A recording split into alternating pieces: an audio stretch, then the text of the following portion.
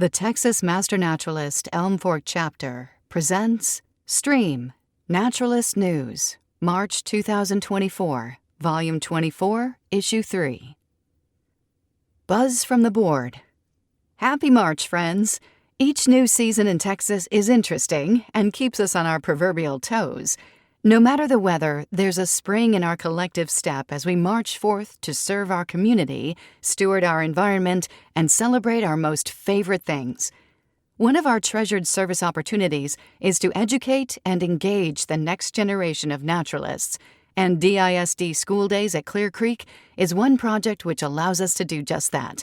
Since its 2017 inception and 2018 inaugural program, we've reached tens of thousands of second and fourth graders, as well as hundreds of accompanying adults. Held at Clear Creek Natural Heritage Center in Denton, our Spring 2024 session begins on March 25th and continues through May 10th. Project managers Elise Spain and Sharon Betty and the entire stellar team of chapter member volunteers are prepared to welcome each busload of smiling faces, eager to learn more about the wonders of nature. With educational stations, exhibits, and presentations on a variety of topics from native wildflowers to amazing owls, every day with our young naturalists is a hoot. And in case you've been in the dark and don't yet know, a total solar eclipse will cross North America on April 8th.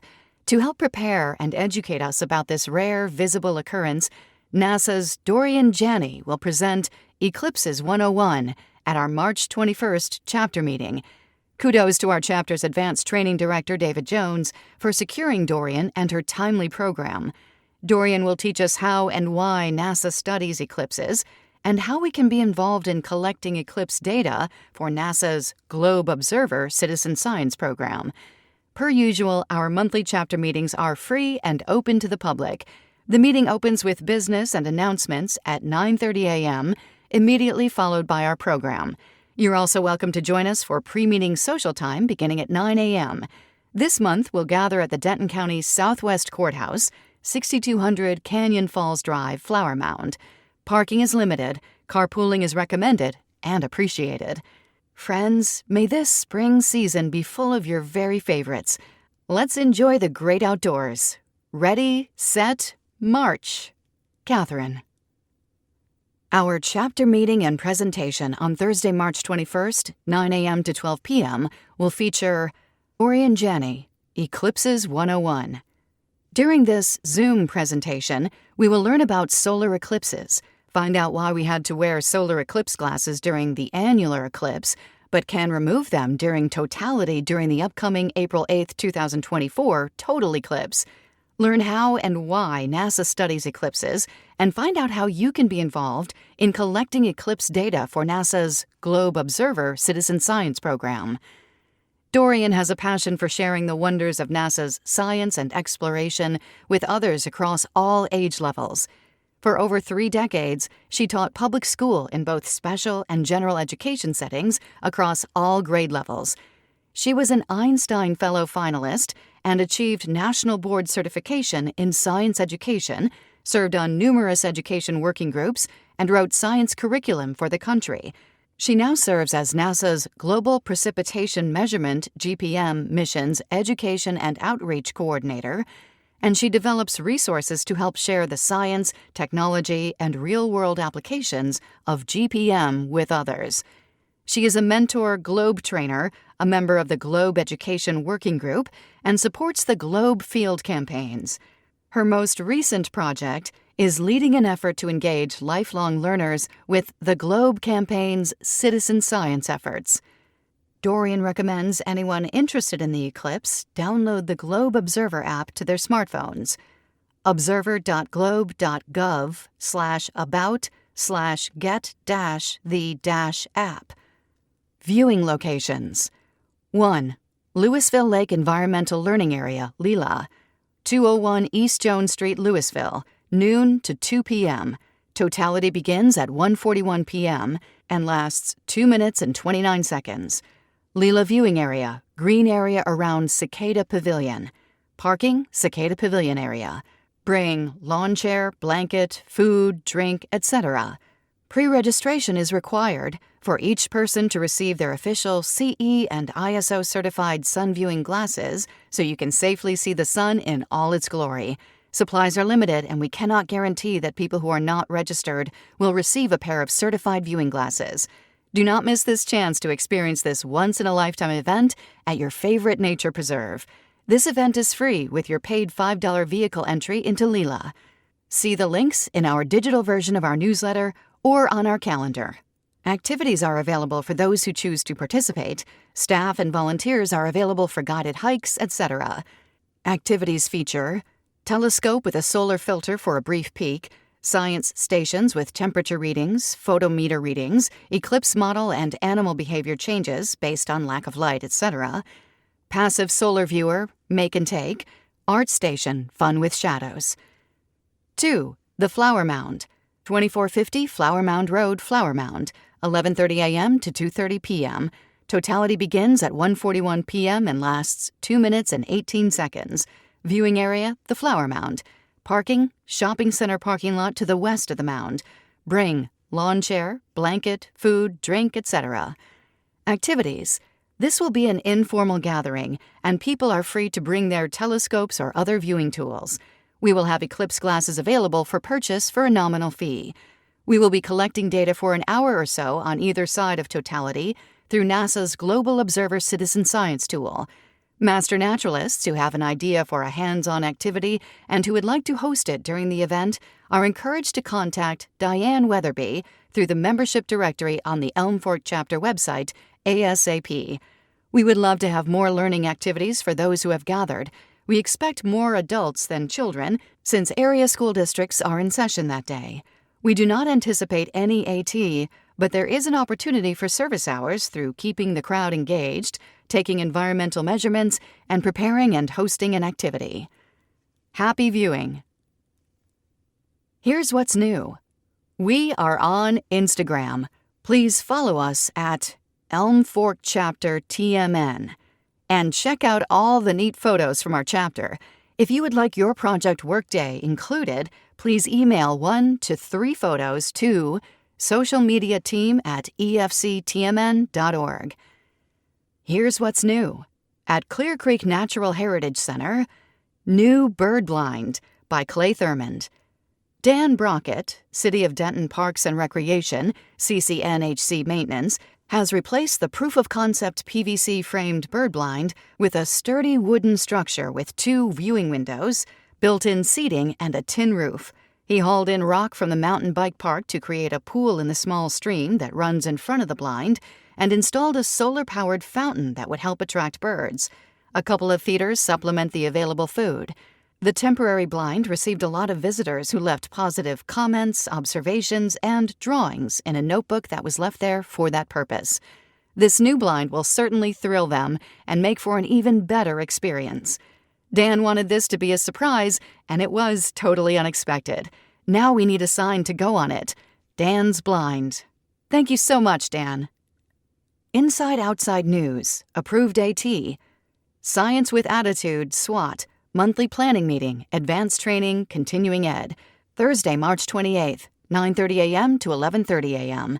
at the AgriLife office, Holter Complex, 611 Kimberly Drive, number 114, Denton.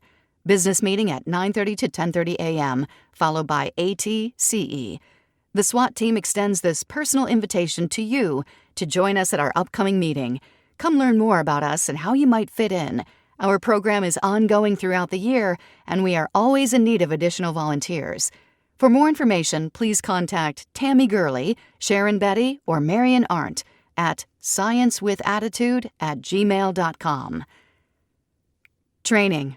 The Buzz on Bees. This month's training will focus on Texas native bees. Presenter, Catherine Wells, Denton County Master Gardener, Elm Fork Chapter, Texas Master Naturalist. Did you know? Hundreds of species of bees are swarming around here in North Texas. The majority of these native bees are solitary and do not produce honey. These buzzworthy insects pollinate close to their nest, so planting native shrubs, trees, and ornamentals could invite them to stay. Because solitary bees carry pollen all over their bodies, these beneficial bugs are actually 100 times more effective at pollinating than honeybees. Native bees are also better at pollinating some of the most beloved backyard crops, including tomatoes, blueberries, and pumpkins, making them the heroes of home gardeners everywhere. Since solitary bees don't have a hidden stash of honey to protect, these bees are generally non-aggressive unless threatened. Approved AT. Soil Testing and Microscope Analysis Workshop at Beulah Acres, Wednesday, March 27th, 1:30 to 3:30 p.m. by Jane Duke. In case you missed the workshop at Clear Creek Natural Heritage Center last month, here's another chance. You will learn how to use a basic microscope, make sample dilutions, and scan the slide to determine the abundance or lack of bacteria, fungal, and other microbiology, which may indicate a lack of oxygen in the soil. There will be 5 microscopes set up, and we will work in teams of 3. Workshop is limited to 15. Please register on Sign Up Genius via our website. Texas Waters Webinar. Enjoy learning about improving water quality, water quantity, conservation practices, water law, and aquatic habitats. Join us throughout the year for free. Thursday, April 18th at 6:30 to 7:30 p.m. Central Time. Judy K. Adams, Division Manager, Jose Armando Garza, Water Treatment Manager, and Jacob Galvin with Brownsville Public Utilities Board, Southmost Regional Water Authority. Desalination, Southmost Regional Water Authority Brackish Groundwater Treatment Facility. Thursday, May 16th, 6:30 to 7:30 p.m., Michael J. Bodenchuk, Texas State Director with USDA APHIS WS. Feral pigs and water issues. Register for both events via the links on the calendar page of our website. Visit the Texas Waters webpage for information on becoming a certified Texas Waters specialist and view recorded webinars from 2017 to 2023. Approved AT. Native Prairie Association, Texas. Jeff Quayle led hikes. Please email reservations for all hikes to Jeff Quayle at squaylei2000@gmail.com or click on the link in the digital version of the newsletter. Marion Sansom Park, Tuesday, March 26, 9 a.m. to 12 p.m., 2501 Roberts Cutoff Road, Fort Worth. Optional lunch afterwards at Navajo Burgers, 7028 Navajo Trail, Fort Worth. Kachina Prairie Tour, organized by TPWD biologist Taylor Garrison, Thursday, March 28, 9 a.m. to 12 p.m., intersection of West Baldridge Street and Kachina Prairie Road on the northwest side of Ennis. Dogwood Canyon Audubon Center, Tuesday, April 2nd, 9 a.m. to 12 p.m., 1206 FM 1382, Cedar Hill. See the Elm Fork Chapter calendar for more exciting hikes led by Jeff Quayle, NPAT Field Trip Leader, or go to Fort Worth Chapter NPAT, texasprairie.org. Volunteer opportunities. Great American Cleanup in Denton, Saturday, March 23rd, 2024, 8 a.m. Welcome to Keep Denton Beautiful's 36th Annual Great American Cleanup, Denton's largest and longest-running community cleanup. Cleanups will begin at 9 a.m. at locations around Denton, followed by a volunteer appreciation party from 11 a.m. to 1 p.m. at the Denton Civic Center, Quakertown Park, 321 East McKinney Street. The volunteer party will include a free lunch, music, and entertainment. Walk-up registration is available at the Denton Civic Center on March 23rd at 8 a.m. More information about the event and registration can be found by clicking the link on the digital version of the newsletter. DISD School Days at Clear Creek, Spring 2024. School Days, a project of the Elm Fork Master Naturalists and with DCAMC, begins on March 25th and will run through May 10th. We will host the Denton ISD second graders, their teachers, and many parents and grandparents. Please join us at Clear Creek from 9 o'clock to 1:30 any day that you are able. All ability levels are welcome, and on-the-job training is available. It takes about 2 minutes. Please consider coming. We will need 10 volunteers daily, and we'll see about 2,500 students by May 10th. For more information, contact Elise Spain or Sharon Betty through projects@efctmn.org or through the membership directory in the members area of the Elm Fork Chapter website. Sign up via the link on the calendar page of our website. Website Quick Tips. Here's another refresher from Andrea Dixon. Curious about who shares your interests and hobbies or who is knowledgeable in specific subject matter? Our member photo directory can help.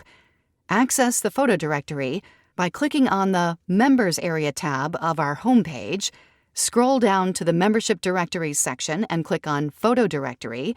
In the Select box, choose how to search, for example, by last name, first name, subject matter interests, etc. Next, type a search keyword in the light gray box and press the search button. For example, entering birds would return a list of members interested in birds. Be sure to scroll down the page to see the search results. To view a list of subject matter interests, personal hobbies, and other interests, click on Photo Directory Search Criteria. A downloadable and printable PDF version of the search criteria list will open. Projects in the community. New project, Bats, Bats, and More Bats, by Samra Buffkins and Mary Morrow. The newest project taken on by the Elm Fork chapter is the Acoustic Bat Monitoring Project, recently approved by the Board of Directors. This project is part of the North American Bat Monitoring Program, NA-BAT, a multi-agency, multinational initiative to monitor bat populations across North America. This is the first year for the project in Texas and is a citizen science project for Texas Master Naturalists in partnership with Texas Nature Trackers of the Texas Parks and Wildlife Department. Bats are good bioindicators for monitoring overall ecosystem health because of their longevity and their sensitivity to changes in their environment that may also affect other organisms. There are 8 species of bats already documented in the 3 counties served by the Elm Fork chapter, with 3 of those designated as Species of Greatest Conservation Need, SGCN. This multi-year project will give researchers a better idea of the habits and range of the more than 30 species of bats in Texas, as well as improved understanding of relationships to landscape features, resources, and conditions that stress their populations. The project will entail placing acoustic monitors on pre-selected sites to monitor bat activities over 4 nights from late April through June or July. The monitors will be moved weekly to another pre-selected site. The data will be uploaded for analysis using Kaleidoscope Analytics software by Wildlife Acoustics. Training on this software can be found at training.wildlifeacoustics.com. In addition to data analysts, the project will need volunteers to deliver and install the electronic monitors and then relocate them to another site after 5 days throughout the study period. In the initial year of the project, the sites will be chosen by the TNT team based on the grids developed by the NA-BAT coordinators. As the project grows, additional sites will be added, including some on private property. If you are interested in the project, contact Mary Morrow, class of 2014, and Samra Sam Buffkins, class of 2023, co-project managers. You can watch the Texas Nature Trackers January 23rd presentation on the TMN Tuesday website. Another source of information can be found at nabatmonitoring.org. Texas Master Naturalists interested in participating in the project are encouraged to read A Plan for the North American Bat Monitoring Program, Chapters 1 through 4, Background, and Chapters 6, 8, and 9, Data Processing. There will be several training opportunities for data analysis, information provided if you are interested in this part of the project. AT credit is available for all training associated with the project, except review of the PDF slides.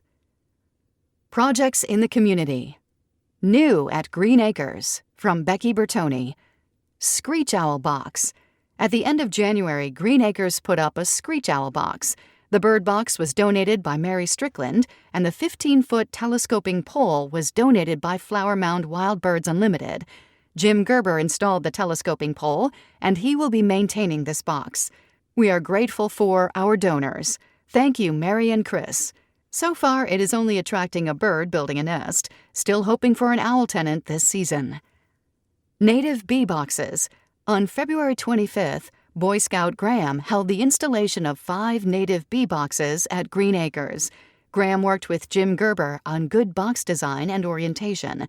The boxes are designed to be easy to maintain, and Jim will be doing that work. Many thanks to Graham and Jim for this project that enhances what we do at Green Acres. Projects in the community. The Texas Native Plant Art Exhibition. The The Texas Native Plant Art Exhibition is displayed for the month of March in Denton's 3 public libraries. All of the award-winning pictures are displayed. The artwork brightens the libraries and makes everyone smile, including the volunteers. We had a lot of fun hanging all those pictures.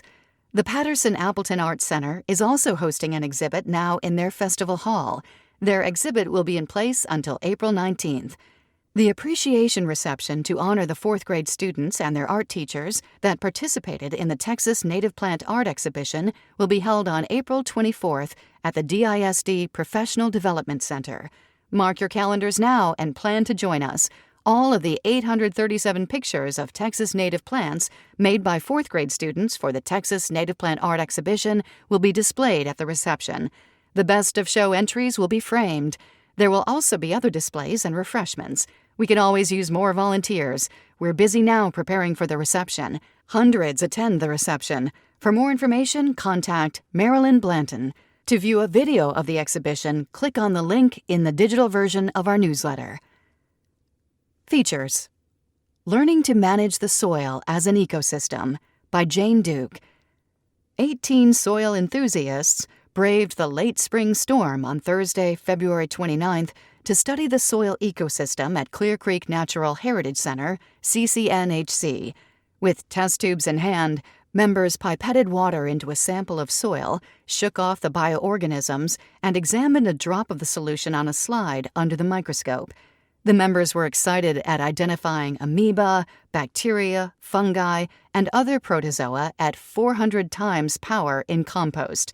One group found a bacteria-feeding nematode, good guy, squirming to get free from under the cover slip on the slide. Another group found an arthropod, which in the food cycle eats the nematodes and fungi, who eat the protozoa and bacteria, who eat the organic matter and provide the nutrients for the plant. We discussed the soil food web and how the ecosystem keeps the soil biology in check to support the particular plants, bacteria for annual weeds and grasses, and more fungi for perennials, shrubs, and trees. After the rain stopped, we collected soil samples along with pH and temperature readings from the CCNHC prairie, the controlled burn and garden areas, and pocket prairie. We talked about plans to slow water down, stop erosion on the prairie, and remove compaction. There was no difference in the average soil temperature, 57 degrees Fahrenheit, and pH 5.6 of the 3 samples. However, there were differences in the fungi to bacteria ratio, with the most found in the pocket prairie, followed by the grassland prairie, garden, and burned area. Note that the microscopes we used are now stored at the center at Clear Creek and are available for members to check out to do their own project or home analysis. You may ask, what is the purpose of this exercise for master naturalists? When approaching any area for restoration, you must first slow water down so your improvements are not washed away by a heavy storm. You also need to test and remove any soil compaction so roots can grow deep into a biology-rich aerobic environment, thus requiring less water. Then decide the needs of the plants you want to grow. Next, sample your soil and sample the compost amendments you plan to use to create the right ecosystem to achieve healthy plants adapted for the bioorganisms you have introduced. We all had fun. Tell Me Something I Don't Already Know by Wanda Odom. Would that I could enlighten you about the northern cardinal, Cardinalis cardinalis. However, try as I may, I am hard-pressed to add any new information about the bird. So maybe I can just remind you of a few things. Cardinals are beautiful and very visible birds. It is thrilling to get a glimpse of red in trees or bushes, or hear its familiar song early in spring. They are easy to spot because of their plumage. We often see them pictured against a backdrop of snow around the holidays or in illustrations on Valentine's Day. Sightings by early Europeans gave the bird its name because they were reminded of the red robes and caps worn by the Roman Catholic cardinals. A group of northern cardinals can even be referred to as a college, conclave, or Vatican. Cardinals may show up where there is dense, low cover, backyards, parks, forests, swamps, and deserts. They thrive in towns and suburbs and are the state bird in 7 states. Cardinals are territorial in the breeding season, during which males establish and defend their territory through song. However, they can be flexible in their social behavior. For example, in the breeding season, each pair defends its own territory and chases away other cardinals. But after breeding season, they may be more tolerant of others. Nests are built low, maybe 4 to 8 feet off the ground. Since cardinals generally stay in the same area, some may start laying eggs as early as February. It takes 3 to 9 days to build the nest, where the female lays 3 to 4 grayish-white or greenish-white eggs with brown speckles. Incubation periods are 11 to 13 days, and young are fed spiders and insects almost exclusively by both parents for the next 25 to 56 days. Cardinals can sing more than 24 different songs. Most common among them is, "What cheer, what cheer, what cheer." The female cardinal sings duets with her mate during courtship and while she's on the nest. According to Cornell Lab of Ornithology, female cardinals are among the female North American songbirds that sing. They can often be heard singing to communicate to their mate to return and bring food for the family. The human larynx can produce only one sound at a time. However, a bird's syrinx, the vocal organ of birds located at the base of a bird's trachea, is a paired structure that allows birds to sing complex, fast-paced songs. The left side of the northern cardinal's syrinx produces the lower pitch portion of the sweeping notes, while the right side produces the higher pitch portion. My undergrad degree is in speech pathology and audiology, and I remember a course in which we listened to and analyzed birdsong. Hearing the voice of a cardinal always brought a smile. Another observation that I was reminded of is that cardinals are among the group of birds who practice anting. A bird draws its wings forward in front of the head and swings its tail around to the far right or left. Both wing and tail feathers are then rubbed with ants held in the bird's beak. It is not known for certain why they do this, as scientists disagree on it. Possibly the behavior transfers the ant's secretions to the bird's body, and the ant's formic acid helps the bird to control feather mites and other parasites. Or it might be that the birds use this method to soothe irritated skin, much like a person uses body lotion. The northern cardinal's brilliant plumage and sweet songs made it a popular cage bird in the 1880s. It is now protected in the U.S. by the Migratory Bird Treaty Act and other legislation. Did you learn anything new? Probably not, but in the process of writing this article, I was reminded of a few things. Maybe you were too. Remember to watch for the red. It might just make your day. Hope is the thing with feathers that perches in the soul and sings the tune without the words and never stops at all. Emily Dickinson. Heritage Wildscape Park, a Wildflower Haven, by Jerry Hamby. Before European settlement, tall grass, short grass, and mixed grass prairies covered 1/3 of North America, more than 240 million acres, stretching from Canada to the Gulf of Mexico. But today, only 1 to 4% of native prairie remains. Beginning with the western expansion of the 19th century and continuing with agricultural, urban, and suburban development, humans have systematically altered the landscape, destroying complex ecosystems in the process. In addition to preserving the land itself, citizen scientists need to share their knowledge of these unique environments.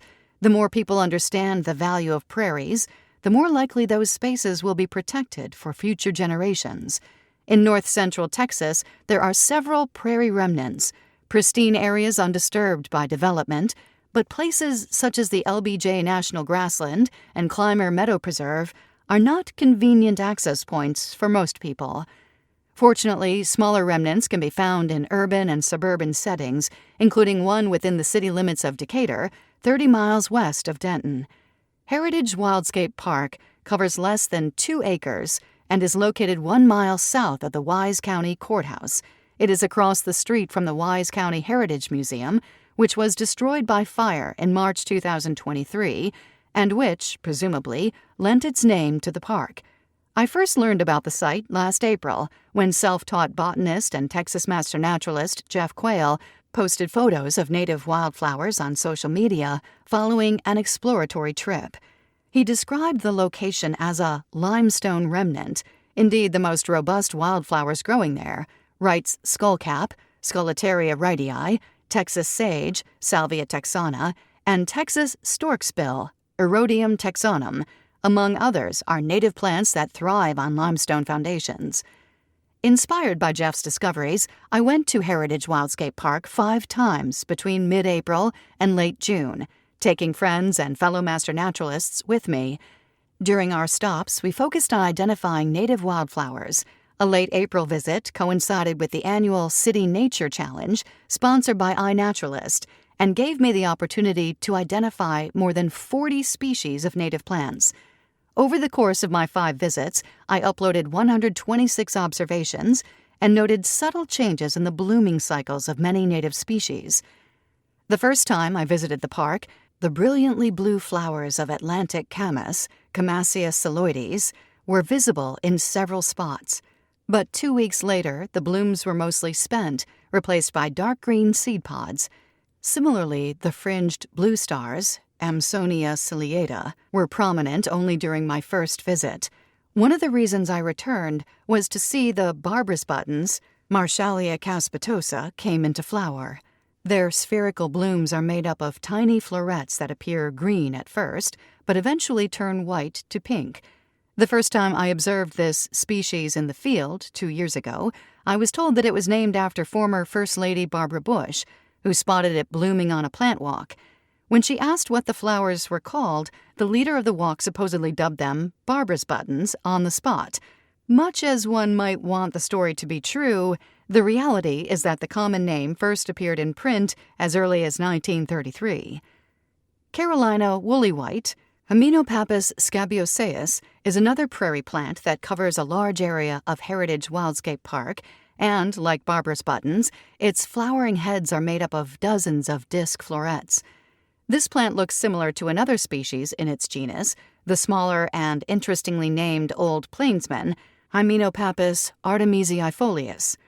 One of the first prairie plants I observed in North Texas was flathead rabbit tobacco, Diaperia prolifera, another species whose common name appealed to me. On my first visit to the park, I saw it growing in dry, open areas.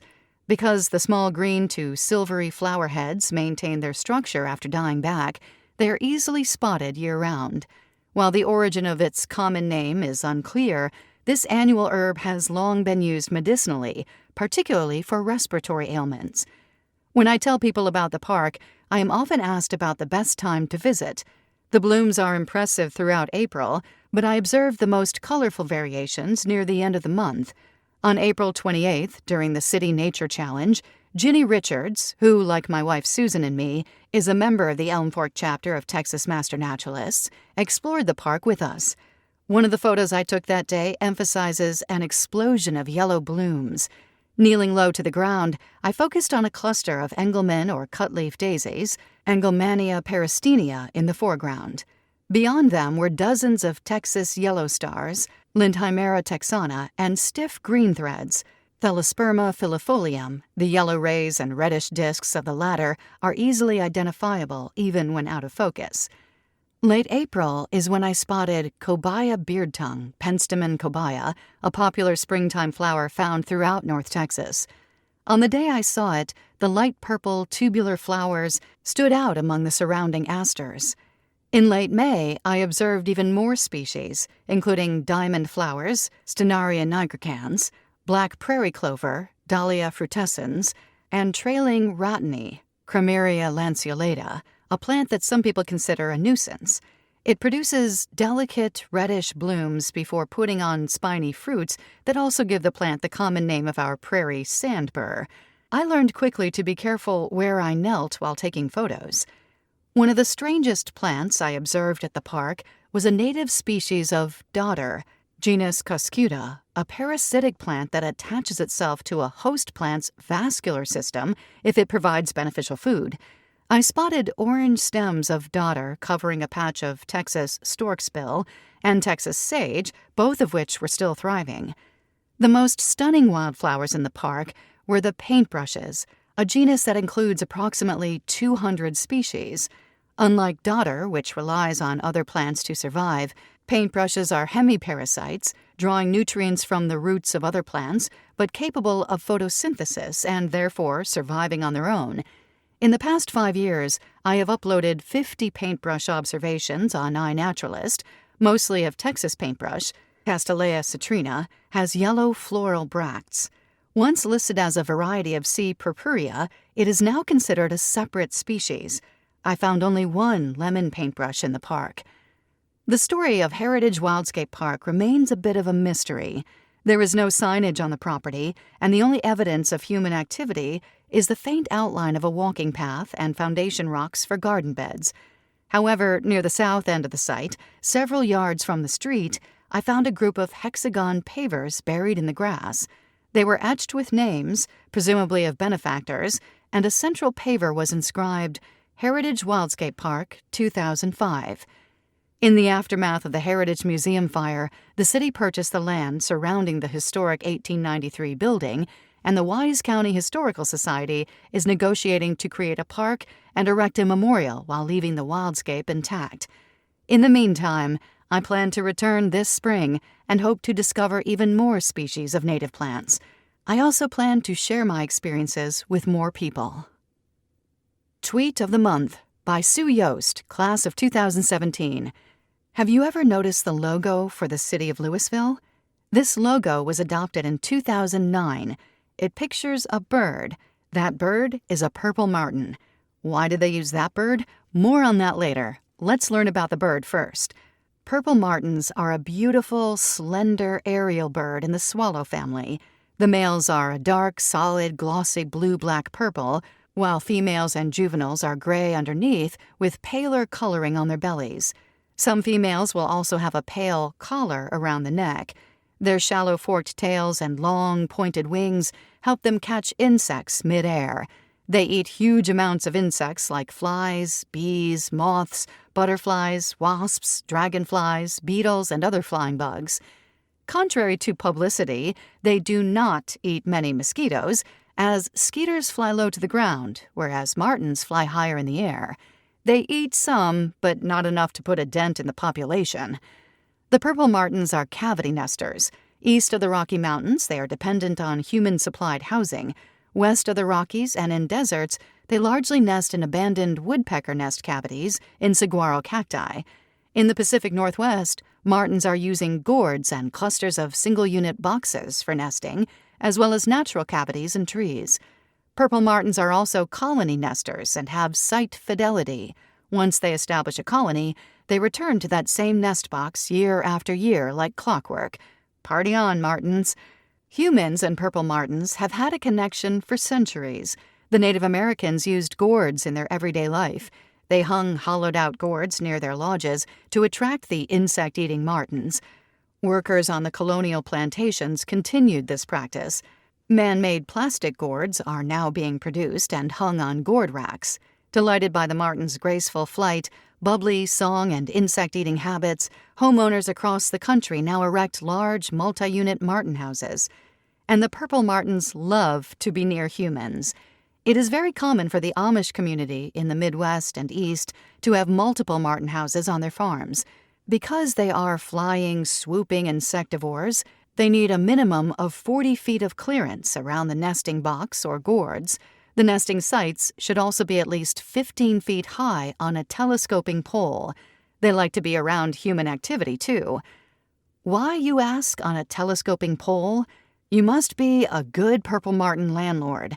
It's good to keep track of the nesting cycle, but more importantly, you need to help keep out invasive species like the Old English house sparrow and the European starling.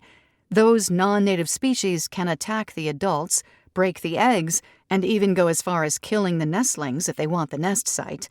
Being proactive by nest monitoring can curb their negative activity. Having a telescoping pole makes this weekly duty easier for us. The 2-year-old ASY, for after second year, purple martins, make a neat, tidy nest of grass, pine needles, and fresh leaves. Sometimes they add a rim of mud towards the front to prevent the eggs from rolling out. 3 to 6 glossy white eggs are incubated by the female. They take about 16 days to hatch. The young martins fledge in 4 to 5 weeks. Once nesting is over, this is where it gets exciting for birdwatchers. And this is how Louisville got the idea for their logo. Purple martins will gather in huge, enormous colonial nighttime roosts for several weeks, mid-July, before taking off to their winter ranges in South America. These birds at one time, for years and years, gathered at the Louisville Post Office on Main Street. Then, for some unknown reason, they moved to the parking lot where the Winco now is, still on Main Street. I remember going to Purple Martin tailgate parties, watching in awe as upwards of 70,000 birds came into the trees for the night. Then, suddenly, one year they didn't return. No one knows why they abandoned the site, but for years, Louisville was put on the map for this phenomenon of nature, hence the adoption of the Purple Martin on their logo. There are current roosting sites in Garland and Plano. These flocks are so large they can be picked up by Doppler radar. Some small flocks do gather at Lake Park in Louisville. Purple martins face many dangers in the wintering grounds in Brazil.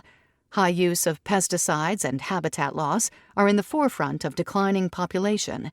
If they survive the winter, they head back to the U.S., arriving in our area around Valentine's Day. Landlords can set their watches to their return. Males arrive first and squabble with each other for the best cavity. The female has the last word on where the nest will be. Of course she does. These beautiful swallows are now showing up in our area. Watch for them in the air. Watch for them over the water. Listen for that easy, identifiable, chittering call. Purple martins, nature's bug lovers. 25th Anniversary Special. 2024 marks the 25th anniversary of the Elm Fork chapter of Texas Master Naturalists. All year, we'll be looking at milestones in the chapter's history through articles, illustrations, and on the recollections of our members. If you have a story or anecdote to share about your experiences in the Elm Fork chapter, please contact Samra Sam Buffkins, class of 2023. Project number 000902, Cross Timbers Park, A Well-Kept Secret in Far South Denton, by Sam Buffkins, class of 2023. Tucked between the Ryan Ranch, Oaks of Montecito, and River Oaks subdivisions in southeast Denton is one of the last untouched sections of cross timbers in North Texas. This 70-acre gem might be the best-kept secret among all of Denton's parks, and through the efforts of area residents, developers, and partners, like the Texas Master Naturalists and Native Plant Society of Texas, corporate donors, and the Texas Parks and Wildlife Department, it became one of the first major projects taken on by the Elm Fork chapter. The idea for the park began in 1999, when several developers donated wooded land along the Fletcher branch of Hickory Creek to the City Parks and Recreation Department. Residents of the surrounding neighborhoods raised about $14,000 from area businesses and foundations with the desire to preserve about 12 acres of this relatively untouched land.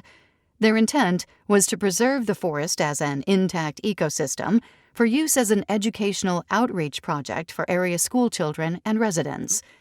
The project really took off in 2001 when the Denton Parks and Recreation Department received a $500,000 matching grant from the Texas Parks and Wildlife Department. City of Denton bond funds and parkland dedication and development funds matched the state's grant money to acquire more land and complete Phase 1 of the project. With input from neighborhood residents, a vision for the park's 70 acres was developed. The southern portion of the park abuts McNair Elementary School, and DISD became involved because of the potential for an outdoor classroom. With the help of Lady Bird Johnson Wildflower Center in Austin, a thorough inventory of plants in the park was completed and trails were mapped out. Marilyn Blanton, class of 2000, took over as project manager in 2001 when the original project manager, Brenda Phillips, class of 1999, moved out of state. "We had lots of work days preparing the trails," Blanton said. "The city used heavy equipment where it was necessary, and then volunteers from many different groups like Scouts, Native Plant Society, university students, churches, and of course the Master Naturalists completed the details. Unfortunately, there is hardly any real cross timber left today, having been plowed under and paved over to accommodate subdivisions, shopping malls, highways, and the like, wrote landscape architect Owen Yost in an article for Nipsot News in the spring of 2006. Cross Timbers Park is very special.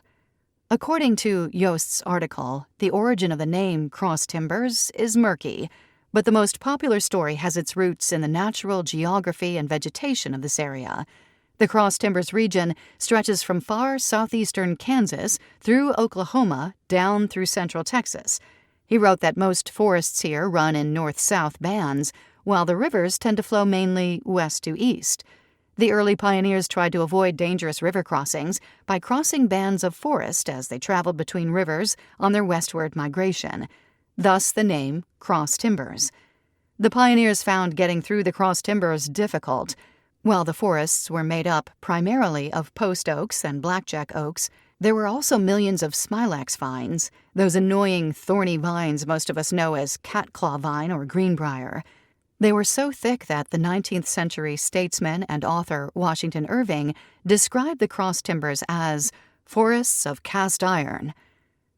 Cross Timbers Park is now connected to Lake Forest Park, home of Wiggly Field, Denton's original dog park, via the trail system in both parks. Privet has overtaken much of the understory, but the bulk of the forested area remains largely as it was when the first settlers traveled through this part of North Texas. The Elm Fork chapter's role in preserving this little patch of natural history will benefit the Denton area for generations to come. Recommended reading: Cast Iron Forest, A Natural and Cultural History of the North American Cross Timbers by Richard V. Francaviglia, University of Texas Press, April 2000. A Tour on the Prairies by Washington Irving, first published in 1835, reprinted by University of Oklahoma Press, October 1985. Cross Timbers Park straddles Hickory Creek Road and is connected to Lake Forest Park via the trails. There are two addresses: 7601 Waterside Place and 8402 Clear River Lane in Denton. The neighborhood pond is located at 7112 Montecito Drive.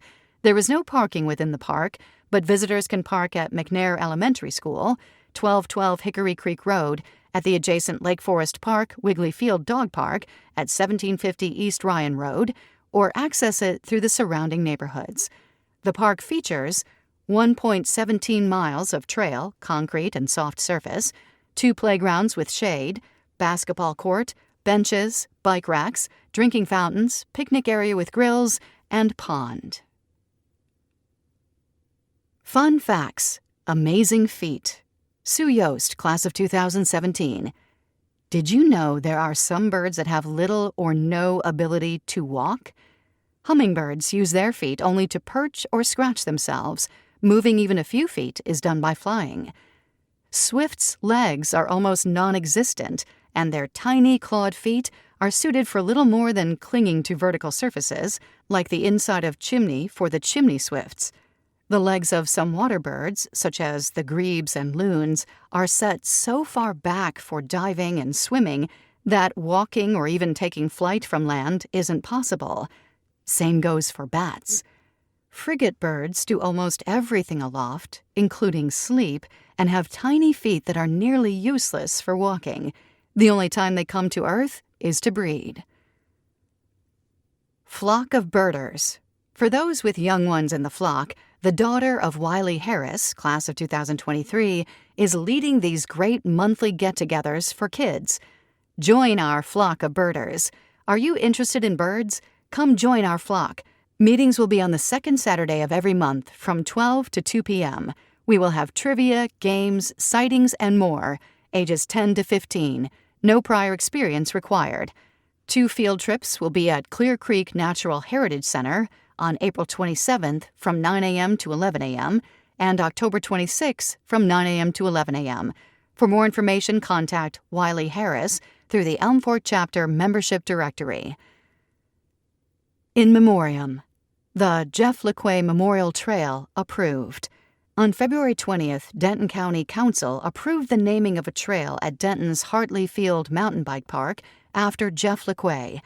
It almost didn't happen as the park's board, following their guidelines which required the person to be a resident of Denton, denied the request. However, City Council voted 7-0 to approve the request, with Mayor Hudspeth stating that volunteers aren't required to be residents, and this is a regional resource anyway. Councilman Joe Holland helped tip the vote by recalling his association with Jeff in the cycling community and extolling the efforts Jeff put in his volunteer work across the county. Councilman Beck also spoke in favor of honoring Jeff's contributions. Plans for a sign and unveiling ceremony are pending. From Clay Thurmond. Steve Romaine, class of 2018, passed away. He had been in the care of a memory care home for the last couple of years. He led bird walks at the Furneaux Creek Nature Trail, Farmers Branch Historical Park, and Elm Fork Nature Preserve, McInnish Park. He will be remembered for his sweet, gentle nature and his love for birds and just being a master naturalist. A service at Dallas-Fort Worth National Cemetery will be held on Thursday, March 21st at 9:30 a.m., followed by visitation at his home in Carrollton, 3600 Fieldstone, Carrollton, from 11:30 to 1:30 p.m. The visitation is come and go, and lunch will be provided. This has been Naturalist News by the Elm Fork Chapter Texas Master Naturalists, March 2024, Volume 24, Issue 3. Thanks for listening. Thanks for listening. Thanks for listening. Thanks for listening. Thanks for listening. Thanks for listening.